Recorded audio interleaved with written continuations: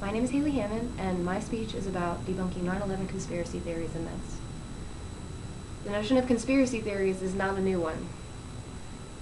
Many people believe that the CIA was responsible for the assassination of President Kennedy, that doctors manufactured the AIDS virus, and that the moon landing was crafted in a Hollywood basement. And in the recent decade, a new one has popped up in the wake of the events of 9/11. That our government was responsible for the events of that day. A poll taken in 2004 shows that 49% of New York City residents believe that the U.S. government knew in advance of the attacks and failed to act accordingly, which is just preposterous that they could be thinking that. If you use scientific evidence and some common sense, then you could see that this was not the work of our government, and that it was the work of 19 hijackers who took over these planes and flew them into these buildings, thus changing the world forever.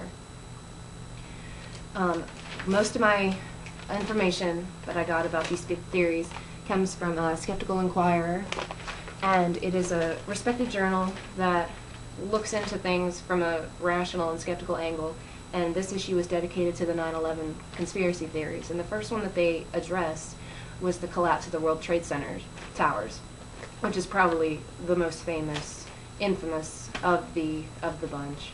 Everybody can still see in their minds the towers falling and just the horrific pictures of that day. But people who are called truthers, people who believe that that this was an inside job, claim that the only way that this could have happened was through controlled demolition, and that planes weren't used. And that's how the towers fell. And if you look at science, then you can see that it was the work of airplanes and not controlled demolition. Also, the eyewitness accounts of that day, it doesn't make any sense as to why people would claim that planes hit the buildings, and that there are multiple videos that show that these Boeing airplanes crashed into the World Trade Center, and people are just going to discount them and claim that they're false. It doesn't make any sense. But if you're just going to look at the science behind it, then you have to look at the structure of the buildings. And they're a 110-story building, the North Tower was, and the potential energy behind that is 420 billion joules, which is more than some of the weapons in the U.S. arsenal, the nuclear arsenal, which is a huge amount of energy just stored in this building, just in its structure alone. And so when this plane hit, doing 400 or so miles an hour, the shock of it and the fire behind everything, it weakened the top of this building. And they said that the top part of the North Tower weighed 58 million kilos. And once the fire got burning hot enough through the burning steel, the burning furniture, papers, everything, when it started to collapse, it didn't matter that the rest of the building was so strong. It started to fall. And it can be shown through just like a simple representation. Like you have a Tupperware here with Kleenex on top, and you have a coin sitting on top, and it rests fine, just sitting here, not doing anything, just in a normal day. But if you drop it from any kind of distance, then it's just going to go right through. And so this is a rough representation of what happened in the tower there.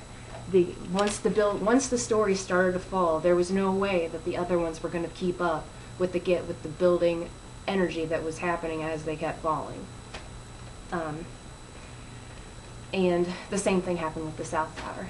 So then the next thing that they go into is Tower 7. That was one of the smaller buildings in the World Trade Center complex, which a few hours after the World Trade Center, the Twin Towers themselves had fallen, it collapsed as well.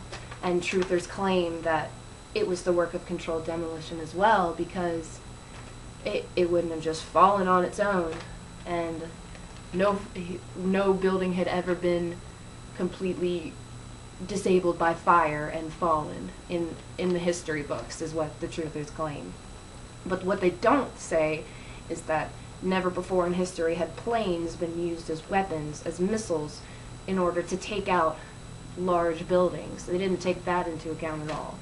And so Tower 7, while it wasn't hit by a plane, it was hit by a falling skyscraper, and in the North Tower. It fell on it, and then the raging fires over the hours in the time span just weakened the building so much that it fell. The thought of controlled demolition, the secrecy behind it all would be, it's preposterous. The amount of cover-up behind this operation, if the government were to say that we're going to cause the demolition of the Twin Towers and just completely change the world forever, the amount of people that they would have to shut up about it is insane. And to keep it quiet for 11 years almost now would be impossible. It is impossible, because people can't keep secrets. That's just the truth. And one of the last ones that they go into about the World Trade Center is what the truthers are claiming is nanothermite demolition.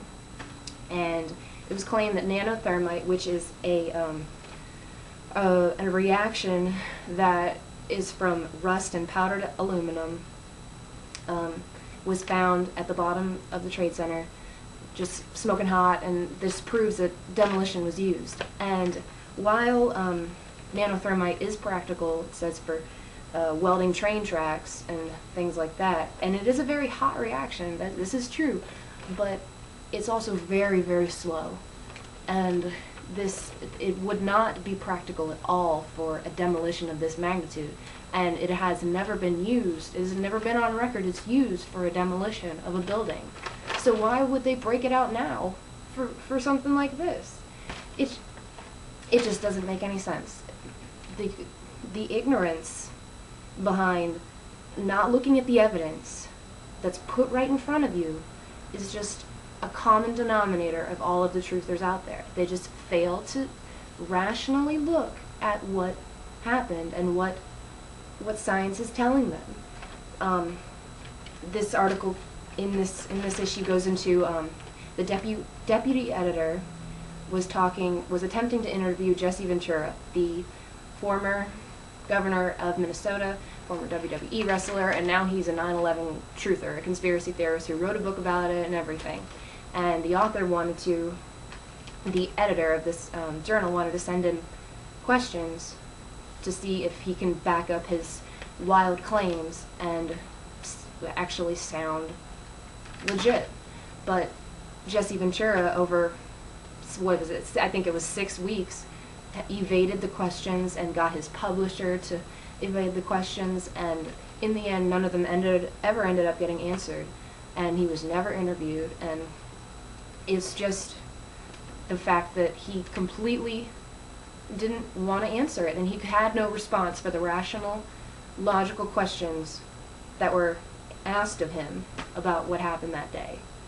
And it just doesn't, if you have nothing to hide, if you have no error in your wild claims, then why not answer a few simple, logical, scientific questions? And the truthers just have no response for what science puts in front of them. They just push it away and just feed upon the underground masses, the ones who are willing to believe their claims. And another article that I read went into detail about what kind of people believe in conspiracy theories, and it said people who frequently look at blogs, internet articles, just more mainstream, less researched, more opinionated things are more likely to believe in this. And so if there's anything to take away from this speech, if I haven't convinced you that you need to just think, that's what I'm asking, to just think, to look at something rationally and use the evidence in front of you and use common sense and say, does this make sense? Like, what I'm claiming here, does it make sense? Or am I just kind of piecing together and trying to make something appear more wild than it seems? Am I making this complicated? Because it's not complicated. What happened that day was horrific. Tragedy happens in this world, and sometimes we look to people to blame, and sometimes it's our own government that we look to for this. And while our government may not be the best, I mean, I don't think any government is. I don't think that they would malevolently slaughter 3,000 Americans to just utilize their own agenda.